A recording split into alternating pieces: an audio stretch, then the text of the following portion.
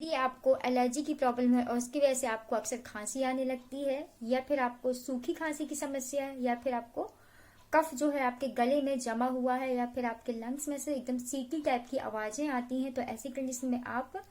कफ add plus cough syrup का use कर सकते हैं। ये कफ सिरप बक्शिंग कंपनी का है, जो कि काफी इफेक्टिव है यदि आपको डस्ट से एलर्जी है और डस्ट की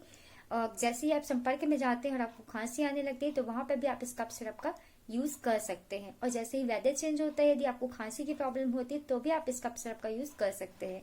यदि इस कफ सिरप को यूज करने की बात करें तो अडल्ट की अगर बात की जाए तो 1 चम्मच आप सुबह शाम खाना खाने से आधा घंटा पहले यूज करें, और यदि बच्चों की बात करें तो आधा आधा चम्मच सुबह शाम खाना खाने से आधा घंटा पहले यूज करें। और ऐसी इन्फॉर्मेशन के लिए आप मेरे चैनल को लाइक एंड सब्सक्राइब और बेल आइकन को जरूर दबा दें। Thank you.